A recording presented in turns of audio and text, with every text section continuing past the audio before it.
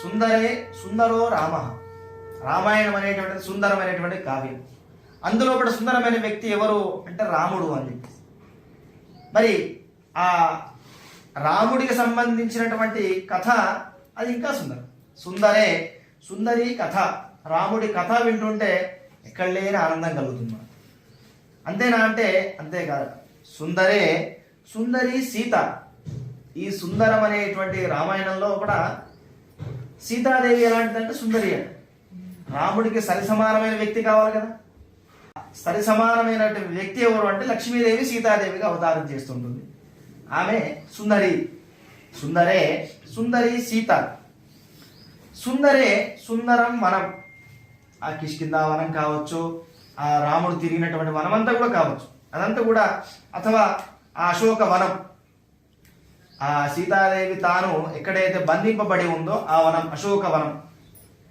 దాని పేరే అశోక. శోకము అంటే బాధ, దుఃఖం. శోకం లేనిది ఏదైతే ఉందో అదే అశోకం, అశోకవనం. సుందరే సుందరం వనం, అశోకవనం. మరి ఇంకేమిటి ఇందులో సుందరం అంటే సుందరే సుందరం కావ్యం. సుశ్రావ్యమైనటువంటి, వింటే చెవులకు ఇంపుగా ఉండాలి.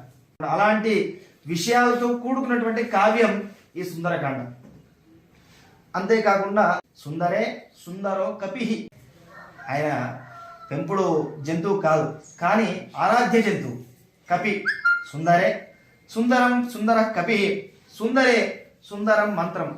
ఇంకొకటి విశేషంగా ఈ సుందరకాండది విశేషం ఏమంటే ప్రతి ఒక్క మంత్రం కూడా ఒక్కొక్క జపంలా దాన్ని ఆచరిస్తే గనక ప్రతి ఒక్కటి కూడా మనకి పరిహారం అవుతూ పోతుంది. ఒక్కొక్క మంత్రం ఒక్కొక్క దుఃఖాన్ని పరిహారం చేస్తున్నట్టు. సుందరే సుందరం మంత్రం. ఇంకేం చెప్పాలి? సుందరే కిమ్న సుందరం. ఈ సుందరకాండలో లేనిది ఏది లేదు, అన్ని సుందరమే. అలాంటి సుందరకాండ పారాయణం కావచ్చు, హోమం కావచ్చు, ప్రవచనం కావచ్చు, ఎవరు వింటారో వారికి అంతా కూడా సుందరమే అవుతుంది. ఎక్కడ కూడా దుఃఖం అనే మాట లేకుండా పోతుంది.